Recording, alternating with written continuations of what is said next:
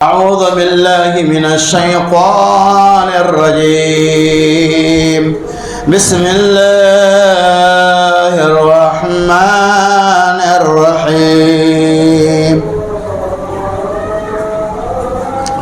ووضع الكتاب فترى المجرمين مشفقين مما فيه ويقولون يا ويلتنا ما لهذا الكتاب لا يغادر صغيرة ولا كبيرة إلا أحصاها ووجدوا ما عملوا حاضرا ولا يظلم ربك أحدا.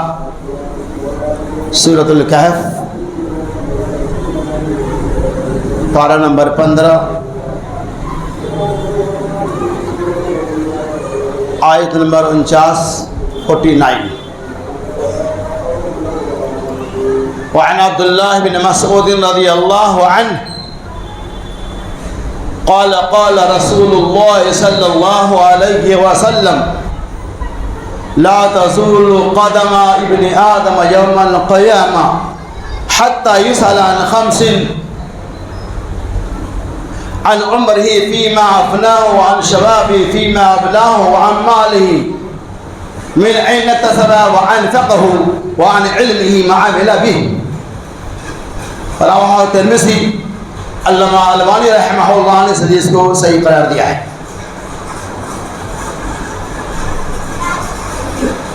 ہر قسم کی حمد و تعریف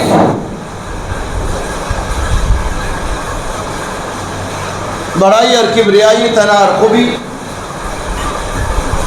اللہ عز و جل کے لائق و دیبا ہے، جس کی توفیق سے ہم اور آپ اس مسلح دھار بارش کی ایام میں بھی جمعہ میں شریک ہو کر جمعہ کی 2 رکعت نماز اور خطبہ سننے کی سعادت حاصل کر رہے ہیں. اللہ سے دعا دوں کہ اللہ تبارک و تعالی ہماری اور آپ کی آمد کو قبول فرماتے ہوئے ہمارے لیے، آپ کے لیے، سننے والی تمام سامعات کے لیے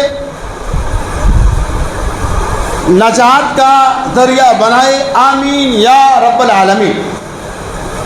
معزز سامعین کرام و حاضرین جمعہ،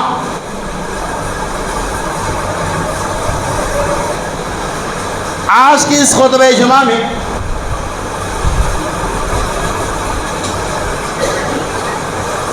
اس بات کی وضاحت کی جائیں گی کہ میدان محشر جب واقع ہوگا، اللہ تبارک و تعالی جب میدان محشر میں عدالت کی کرسی پہ بیٹھ جائے گا، جہاں پوری کائنات جمع ہو جائیں گی اور جہاں انسان کے زندگی کی ایک ایک لمحے کا حساب و کتاب لیا جائے گا، اس وقت کا علمیہ کیا ہوگا، اس وقت کی تمنائیں کیا ہوں گی، اس وقت ہم کیا سوچ رہے ہوں گے، وہ منظر کتنا بھیانک ہوگا، اور اس سے نجات کے لیے ہم نے اپنے آپ کو کیسے تیار کیا ہے، انشاءاللہ مختصر وقت میں اس کی وضاحت کی جائے گی. اللہ سے دعا کیجیے کہ اللہ تعالیٰ سننے سنانے سے زیادہ ہمیں اور آپ کو عمل کثیر کی توفیق رفیق عطا فرمائے. میرے دوستو، بزرگوں، عزیز ساتھیوں، جیسا کہ آپ اس بات کو جانتے ہیں کہ دنیا جو ہمارے سامنے رونما ہے، یہ زمین، یہ آسمان، یہ سورج، یہ چاند، یہ ستارے، یہ پہاڑ، یہ سمندر، یہ دریا، یہ کل کائنات جو اپنے آنکھوں سے دیکھ رہے ہیں، ایک نہ ایک دن اس کے لیے زوال ہے، ایک نہ ایک دن اس کے لیے فنا ہے. یہ زندگی، یہ دولت، یہ ثروت، یہ مکان، یہ دکان، یہ رونق، یہ برق، یہ خوبصورتیاں جو انسانی زندگی کے اندر چاند لگاتا ہے، اس کا بھی ایک نہ ایک دن ختم ہے. اور ہر ایک انسان کو اللہ عز و جل کے سامنے اپنے کیے ہوئے اعمال سیئات اور اعمال حسنات کی بنیاد پر، اعمال صالحات کی بنیاد پر فیصلہ ہوگا۔ اور قرآن نے مختلف انداز میں مختلف مقامات پہ اس بات کی وضاحت فرمایا، وَمَن يَعْمَلْ مِثْقَالَ ذَرَّةٍ خَيْرًا يَرَهُ وَمَن يَعْمَلْ مِثْقَالَ ذَرَّةٍ شَرًّا يَرَهُ، کہ جس نے بھی ذرہ برابر بھی برائی کی ہوں گی وہ بھی اسے دیکھ لے گا، اور جس نے ذرہ برابر نیکی کی ہوں گی وہ بھی اس کو دیکھ لے گا۔ اللہ تبارک و تعالی جب میدان محشر میں عدالت کی کرسی کو قائم کرے گا، جس کا وزن اس میں زیادہ ہوگا وہ بھی دیکھ لے گا، اور جس کا وزن بالکل ہلکا ہوگا وہ بھی دیکھ لے گا۔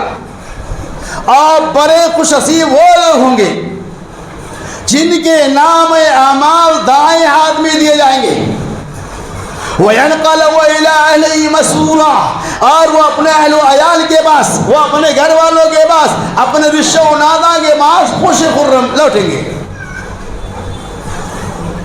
اور بڑے نصیب ہوں گے وہ لوگ جن کے نام اعمال بائیں ہاتھ میں دیے جائیں گے۔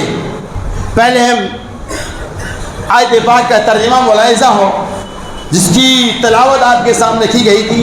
اللہ تعالیٰ نے سورۃ الکہف کے اندر اعلان فرما دیا، وَوُضِعَ الْكِتَابُ فَتَرَى الْمُجْرِمِينَ مُشْفِقِينَ مِمَّا فِيهِ، اور اس دن آپ دیکھیں گے جس دن اللہ عز و جل لوگوں کے اعمال کو جمع کرے گا، جس دن ان کے کتاب کو ان کے سامنے رکھ دیے جائیں گے، وَوُضِعَ الْكِتَابُ فَتَرَى الْمُجْرِمِينَ مُشْفِقِينَ مِمَّا فِيهِ وَيَقُولُونَ، اور جو کچھ اس کے اندر ہوگا وہ سب لکھ دیے جائیں گے، اور جب تحریریں لکھی جائیں گی اور جب ان کے سارے اعمال کو پیش کیے جائیں گے، فَتَرَى الْمُجْرِمِينَ مُشْفِقِينَ، مجرم لوگ، گناہگار لوگ جو اپنے نامہ اعمال کے دفتر کو دے کے مشفقین، وہ ڈر جائیں گے، وہ کانپ اٹھیں گے، گھبرا جائیں گے۔ قرآن نے کہا فَتَرَى الْمُجْرِمِينَ مُشْفِقِينَ، جب مجرم گناہگار لوگ اپنے اعمال کو دیکھیں گے ڈر جائیں گے، کب کبھی اور زلزلہ طاری ہو جائے گا۔ کیوں؟ مِمَّا فِيهِ، جو کچھ اس کے اندر موجود ہوگا، وَيَقُولُونَ، اور وہ کہیں گے وَيَقُولُونَ يَا وَيْلَتَنَا مَا لِهَذَا الْكِتَابِ لَا يُغَادِرُ صَغِيرَةً وَلَا كَبِيرَةً، اے پروردگار دو عالم، اے دونوں جہاں کا مالک و مختار، اس کتاب کو کیا ہو گیا ہے؟ وَيَقُولُونَ یا ویلتنا، ہمارے لیے کب افسوس ہے، افسوس کرے گا، ہاتھ کو ہاتھ پہ رکھ کر مسلے گا، ملے گا، ندامت و شرمندگی کا اظہار کرے گا، اور کہے وَيَقُولُونَ یا ویلتنا مَا لِهَذَا الْكِتَابِ، اے رب العالمین اس کتاب کو کیا ہو گیا ہے؟ یعنی جو اعمال ہمارے سامنے پیش کیے جا رہے ہیں اس دفتر کو کیا ہو گیا ہے؟ کیوں کہے گا؟ قرآن نے جواب دیا وَيَقُولُونَ يَا وَيْلَتَنَا مَا لِهَذَا الْكِتَابِ لَا يُغَادِرُ صَغِيرَةً وَلَا كَبِيرًا، اس کتاب کو پروردگار دو عالم کیا ہو گیا ہے جس نے نہ تو چھوٹے گناہوں کو چھوڑا اور نہ جس نے بڑے گناہوں کو چھوڑا، صغیرۃ ولا کبیرہ الا احصاها، تمام گناہوں کو لکھ دیا۔ اور آگے دیکھیے قرآن کی، یہی تو قرآن کی فساد و بلاغت ہے، وَوَجَدُوا مَا عَمِلُوا حَاضِرًا، اور جو کچھ آپ نے عمل کیے ہوں گے، قرآن نے کہا وَوَجَدُوا مَا عَمِلُوا حَاضِرًا، اور جو بھی آپ عمل کیے ہوں گے ان کو اپنے سامنے حاضر پائیں گے۔ وَلَا يَظْلِمُ رَبُّكَ أَحَدًا، اللہ اکبر، پروردگار دو عالم کسی بھی انسان کے ساتھ ذرہ برابر ناانصافی اور ظلم نہیں کرے گا۔ تو یہ آیت پاک ہمیں بتلا رہی ہے جب ہمارے نامہ اعمال کو ہمارے سامنے کھول دیے جائیں گے تو گناہگار لوگ دیکھنے کے بعد ڈر جائیں گے، اللہ کے سامنے کہیں گے اے رب العالمین یہ تو کچھ بھی نہیں چھوڑا۔ آج دنیا میں تھوڑی بہت غلطیاں ہو جاتی ہیں، ہم اللہ سے توبہ کر دیں، اللہ معاف فرما دیتا ہے، وہاں تو موت کے بعد توبہ کا دروازہ ہی بند ہو جائے گا۔ زندگی میں توبہ کا دروازہ کھلا ہوا ہے، آپ گناہ کر لیے کوئی بات نہیں، توبہ کر لیے معاف، گناہ کر لیے توبہ کر لیے معاف، صغائر گناہ کبائر گناہ ہو اس گناہ کے نہ کرنے کا ارادہ کر لیے گناہ معاف۔ لیکن جب اعمال کو پیش کیے جائیں گے اور وہاں جب کانپ جائیں گے، آپ کا کلیجہ باہر آ جائے گا، اس وقت آپ کا پچھتانا، اس وقت آپ کا رونا، اس وقت آپ کو سینہ پیٹنا کچھ کام نہیں آئے گا. تو کیا کہیں گے یہ لوگ؟ وَيَقُولُونَ يَا وَيْلَتَنَا مَا لِهَٰذَا الْكِتَابِ لَا يُغَادِرُ صَغِيرًا وَلَا كَبِيرًا. یہ تو ایسی کتاب ہے، ایسا ریکارڈ اللہ نے پیش کر دیا جس نے چھوٹے اور بڑے کسی کو نہیں چھوڑا. آج تھوڑا یہاں دنیا میں رعایت بھی ہو جاتا ہے کہ نہیں، لیکن میدان محشر میں نفسا نفسی کا عالم ہوگا. وہاں کوئی کسی کا پرسان حال نہیں ہوگا. ہر ایک انسان کو اپنے آپ کی فکر لاحق ہوگی. اس منظر کے بارے میں اللہ نے یہ اعلان کیا. اور آگے چلیے، قرآن نے کہا وَكَفَى، اللہ تعالیٰ نے اقرأ كِتَابَكَ كَفَى بِنَفْسِكَ الْيَوْمَ عَلَيْكَ حَسِيبًا مَنِ اهْتَدَىٰ فَإِنَّمَا يَهْتَدِي لِنَفْسِهِ وَمَنْ ضَلَّ فَإِنَّمَا يَضِلُّ عَلَيْهَا وَلَا تَزِرُ وَازِرَةٌ وِزْرَ أُخْرَىٰ. سورہ بنی اسرائیل کے اندر اللہ ہوا اقرأ كِتَابَكَ، کیا کہے گا اللہ؟ اقرأ كِتَابَكَ، کتاب کو کھول دیا جائے گا. کہے گا کہ اللہ اقرأ كِتَابَكَ، اپنی کتاب کو پڑھ، یعنی اپنے نام اعمال کو پڑھ. وہ رجسٹر جو دنیا میں تیار کیا گیا، کرامن کا ادبی، تمہیں معلوم تھا دنیا میں ہم نے ایک موبائل کو، ایک میموری کو قائم کیا. آپ تو سمجھنا آسان ہے نا. ہر انسان کے کندھے پہ دو میموریاں لگی ہوئی ہیں، دائیں کندھے پہ بھی اور بائیں کندھے پہ بھی. آج بولتے ہیں نا 10 سال 20 سال 25 سال کا ریکارڈ میموری سب کھول لیتے ہیں. کہتے تو میری شادی ہوئی تھی 1995 میں، اس کا ریکارڈ ہی ہے. دیکھتے ہیں ہم کہ نہیں دیکھتے ہیں؟ ہم بوڑھے ہو گئے لیکن میرا ریکارڈ میرے پاس دنیا میں موجود ہے. اللہ تعالیٰ نے پہلے دماغ دے دیا تھا. اللہ نے کہا پڑھو. کرامن کاتبین، دائیں پہ بھی اور بائیں پہ بھی دو فرشتے. وہ فرشتے کیا کرتے ہیں؟ ٹیپ ریکارڈ کرتے ہیں، میموری تیار کرتے ہیں. کمپیوٹر لگا ہوا ہے. جب میدان محشر میں اعمال پیش کیے جائیں گے تو قرآن اس میموری کو نکال کے رکھ دے گا، وہ ریکارڈنگ کو سامنے رکھے گا. اور قرآن نے کہا اقرأ کتابک کفیٰ بنفسک اليوم علیک حسیبا. پڑھو اپنے نام اعمال کو، اپنی میموری کو خود سنو. اقرأ کتابک کفیٰ بنفسک اليوم علیک حسیبا. اور آج کے دن تو اپنے نفس کے محاسبے کے لیے خود ہی کافی ہے. من اهتدى فإنما يهتدي لنفسه، جس نے ہدایت کے راستے کو قبول کیا وہ اپنے لیے قبول کیا. فمن اهتدى فلنفسه ومن ضل فإنما يضل عليها. اور جس نے گمراہیت کے راستے کو اختیار کیا، لادینیت کے راستے کو اختیار کیا، اس نے اپنے لیے کیا. اور آگے قرآن کی فصاحت دیکھیے، ولا تزر وازرة وزر أخرى. اور اس دن کوئی کسی کے بوجھ کو اٹھانے والا نہیں ہوگا. میدان محشر میں کوئی کسی کو پوچھنے والا. آپ کی بیوی جس کی خاطر آپ پوری زندگی کی قربانیاں پیش کر دیتے ہیں، ان کو خوش کرنے کے لیے جس قدر بھی ہوتا ہے آپ دن و رات تگ دور کر کے محنت کر کے اپنے بیوی کے لباس کو پورا کرتے ہیں، وہ بیوی بھی آپ کو دھتکار دے گی. اور آپ پہچان لیں گے کہ میری بیوی ہے، یا بیوی پہچان لے گی یہ میرا شوہر ہے. رائی کے دانے کے برابر نیکی کم ہو جائیں گی. نہ تو بیوی شوہر کو دینے والے ہوگی اور نہیں شوہر بیوی کو دینے والا ہوگا. کہے گا نہیں، اگر میں نے تمہیں رائی کے دانے کے برابر نیکی دے دیا، شاید میرے اعمال کے اندر اتنی ہی نیکی کم پڑ جائے تو پھر میں تو جہنم میں چلا جاؤں گا. میں رائی کے دانے کے برابر بھی نیکی دینے والا نہیں ہوتا. قرآن نے کہا دیا اقرأ کتابک کفیٰ بنفسک اليوم علیک حسیبا. من اهتدى فإنما يهتدي لنفسه ومن ضل فإنما يضل عليها ولا تزر وازرة وزر أخرى.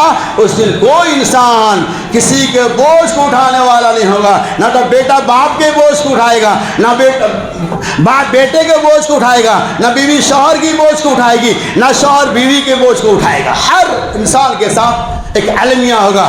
ہر انسان ندان میں مدہوش ہوں گے. قرآن نے کہا نا کہ وہ نشے میں نہیں ہوگا بلکہ اللہ کا عذاب بھی خطرناک ہوگا. میدان محشر کا المیہ ہی اتنا بھیانک ہوگا وہ سب کچھ بھول جائیں گے. حتیٰ کہ دودھ پلاتے ہوئے بچے جو ماں کی پستان میں لگی ہوئی ہیں، منظر محشر کے اس حیراناک منظر کو دیکھ کر ماں دودھ پلاتے ہوئے بچے کو اپنی سینے سے نکال کر پستان سے منہ کو ہٹا کر پھینک دے گا اور اسے پتہ بھی نہیں چلے گا.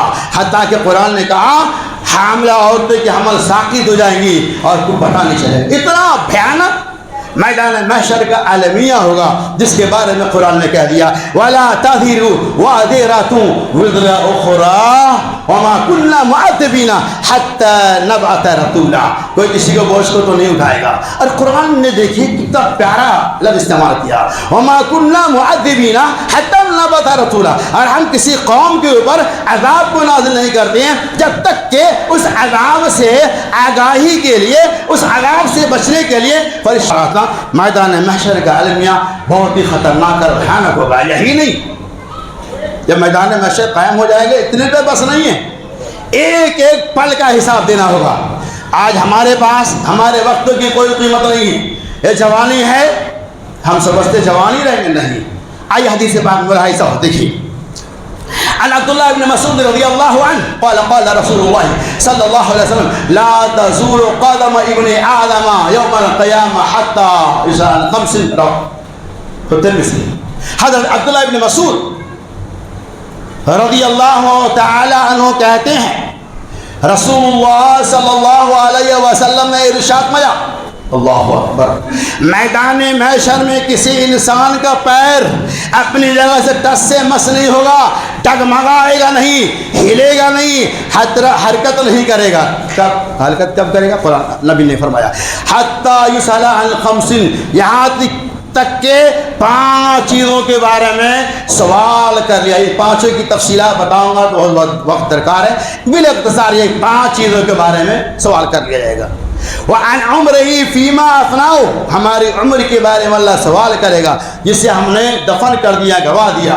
وعن شبابہ فیما ابناہ، اور جوانی کے بارے میں سوال کرے گا۔ کب سوال کرے گا؟ میدان محشر میں، جہاں پیر ٹس سے مس نہیں ہوگا، ہلے گا نہیں، چنبش نہیں کرے گا۔ اللہ پوچھے گا سوال کا جواب دو یہ 5 چیزوں کے بارے میں۔ عمر کو تو نے کہاں گوایا، جوانی کو تو نے کہاں لگایا، وعن مالی من این اکتسبہ، اور مال کو تو نے کس طرح سے کمایا، وانفقہ اینا، اور مال کو تو نے کہاں کہاں خرچ کیا۔ اس کے بعد اللہ پوچھے گا وعن علمہ وعمل بہ، اور علم کے بارے میں سوال کیا جائے گا۔ ہم نے تمہیں عالم دین بنایا، ہم نے تمہیں دین کا علم سکھایا، تمہارے پاس قرآن کا تعلیم تھا، حدیث کی، قرآن کی تعلیم تھی، حدیث کی تعلیم تھی، اس پر تو نے کتنا عمل کیا۔ 5 سوال کا جواب ہر ایک انسان کو، جاہل ہو، عالم ہو، فاضل ہو، غریب ہو، فقیر ہو، جو کوئی بھی ہو، ہر ایک انسان کو 5 سوالوں کا جواب دینا ہوگا۔ سب سے پہلے سوال کیا ہوگا؟ وعن عمرہ فیما، یہ عمر جس کے بارے ہم کیا کہتے ہیں، میری عمر تو بہت لمبی۔ عام طور پہ تصورات ہے، یہ فطری چیز ہے، کبھی تو ہم 25-30 سال کے، 60-70 سال کے بعد ہماری موت ہوگی، تو حقیقت اللہ جانتا ہے۔ تو عن عمرہ فیما افنیٰ، اس عمر کے بارے میں، آج 70 سال کی عمر کو ہم نے پا لیا، عمر کے ایک ایک لمحہ کے بارے اللہ سوال کرے گا۔ اللہ سوال کر دیا، میرے بھائیوں، میرے نوجوانوں، میرے بزرگوں، دوستوں، بہنوں، ہم کیا جواب دیں گے؟ میں بتا رہا تھا یہ زندگی دائمی نہیں ہے، اس لیے اتراؤ مت، موت کے بعد کی فکر کرو، میدان محشر کا نقشہ سامنے رکھو، جس دن کوئی کسی کا پرسان حال نہیں ہوگا۔ یہی نہیں بلکہ اللہ کے رسول نے فرمایا کہ وَإِذَا الْقُبُورُ بُعْثِرَتْ، قرآن پڑھیے، وَإِذَا الْبِحَارُ فُجِّرَتْ، اور جب سمندر جب چلنا شروع کر دیں گے، جب سمندروں کو بھڑکا دیا جائے گا اور یہ پہاڑ جب چلنے لگیں گے، وَإِذَا الْقُبُورُ بُعْثِرَتْ، اور جب قبر کو اٹھایا جائے گا اور جب قبر کو کھولا جائے گا۔ سن لیجیے، بخاری کی روایت ہے، نبی یاد ہو گیا، قبر سے مردہ بھاگتے ہوئے میدان محشر کی طرف آئے گا، اور جس میں کپڑا نے سب بھرانا ہوگا۔ قبر سے مردہ اللہ کو زندہ ہوگا اور میدان محشر میں سب کو جمع ہوگا۔ اما عائشہ رضی اللہ تعالیٰ عنہ کہتی ہیں، یا رسول اللہ، سرکاری حبیب صلی اللہ علیہ وسلم، قبر سے جب مردہ زندہ ہو کر میدان محشر کی طرف آئیں گے اور آپ سب ننگے ہوں گے، اپنی طور پہ سمجھے تو بڑی بے شرمی کی بات ہے، اللہ کے وسلم ننگے ہوں گے، ایک دوسرے کو دیکھ رہے ہوں گے۔ نبی آدم نے فرمایا، رب ذوالجلال کی قسم، اے اماں عائشہ سنو، ہر ایک انسان کو اس وقت اپنے آپ کی فکر ہوں گی، کوئی کسی کی طرف دیکھنے کا تاب نہیں لائے گا، کوئی کسی کی طرف نہیں جھانکے گا، ہر انسان کو اپنے آپ کی فکر ہوگی۔ اتنا بھیانک میدان محشر کا عالمیہ ہوں گا، سارے لوگ بنانا جو قبر سے اٹھائے جا رہے ہیں، لیکن کوئی کسی کو طرف دیکھنے والا نہیں، چھانکنے والا نہیں، تاکنے والا نہیں، ہر انسان کا اپنے آپ کی فکر۔ آج اللہ نے صحت دیا، 200 کلو کو اللہ نے ہمیں بنا دیا، طاقتور ہے، ہم کمزور کو ستاتے ہیں، سب ایسا نہیں ہے، مثال دے رہا ہوں۔ نبی آدم نے فرمایا کہ اللہ تبارک و تعالیٰ میدان محشر میں ایک انسان کو لائے گا جو بہت موٹا تازہ ہوگا اور کہے گا فرشتے اس کو بدل کر، میدان عدالت میں تولا جائے گا۔ نبی آدم محمد صلی اللہ علیہ وسلم، اس آدمی کا وزن جو سب سے موٹا ہوگا مچھر کے پر کے مانند بھی نہیں ہوگا۔ اس لیے ہم اپنی صحت پہ اترائی نہیں بلکہ اپنی صحت کی زندگی کو آخری سمجھے اور اللہ کے سامنے ہمیں اس کا حساب دینا ہوگا۔ اور چلیے آگے، مسلم شریف کی روایت ہے، حضرت غالباً حضرت ابو ہریرہ رضی اللہ تعالی عنہ راوی حدیث ہے، وہ کہتے ہیں میدان محشر کا نقشہ دیکھیے کیسا ہوگا۔ وہ کہتے ہیں رسول اکرم صلی اللہ علیہ وسلم نے ارشاد فرمایا، اللہ تبارک و تعالی عرش سے فرش پر آئے گا، میدان محشر میں اللہ رب العالمین آئے گا اور اللہ حکم دے گا کس کو؟ فرشتوں کو، اے فرشتوں جاؤ جہنم کو گھسیٹ کر لاؤ۔ اور سن لیجیے آپ، پہلے نبی آدم نے فرمایا اس جہنم کو اللہ تعالیٰ نے 70,000 لگام دے رکھا ہے، یعنی اس جہنم کو رب العالمین نے 70,000 لگام سے کس دیا ہے۔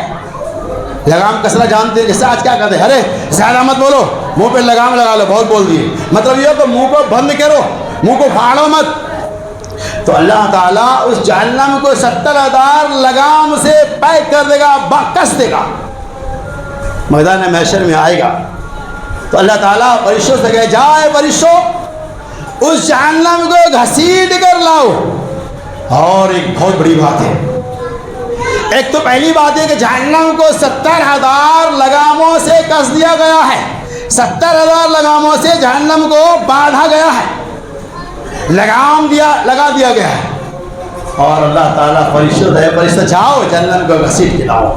اور نبی آدم محمد صلی اللہ علیہ وسلم ایک لگام کو پکڑنے کے لیے، اللہ اکبر، اللہ تعالیٰ میدان محشر کے عذاب سے ہمیں اور آپ کو بچائے، آمین۔ آپ نے فرمایا ایک لگام کو پکڑنے کے لیے، اللہ اکبر، 70,000 فرشتے تعینات کیے جائیں گے۔ ایک تو 70,000 فرشتے سے اس کو پکڑ کے رکھا ہے، لگام لگا کے رکھا ہے، اور ایک لگام کو گھسیٹنے کے لیے 70,000 فرشتے تعینات کیے جائیں گے۔ ایک لگام کو گھسیٹنے کے لیے 70,000 فرشتے مقرر کیے جائیں گے۔ اب 70,000 لگام کو گھسیٹنے کے لیے کتنے ارب اور خرب فرشتے لگ جائیں گے، تب جا کر جہنم کو میدان محشر میں لایا جائے گا۔ اس وقت ہم کیا جواب دیں گے؟ اس وقت ہماری زندگی کا عالمیہ کیا ہوگا؟ یقیناً جو دنیا میں آخرت کی فکر کرتے ہیں، میدان محشر کو سامنے رکھتے ہوئے اللہ کے سامنے حاضری کا یقین ہوتا ہے، تو قرآن نے کہہ دیا وَوَجَدُوا مَا عَمِلَا، جس نے عمل کیا ہوگا، چاہے وہ اعمال سیئات ہو چاہے وہ اعمال صالحات ہو، ان کے سامنے پیش کر دیا۔ وَوَجَدُوا مَا عَمِلَ حاضر، اور تمام عمل کو وہ اپنے سامنے موجود پائے گا۔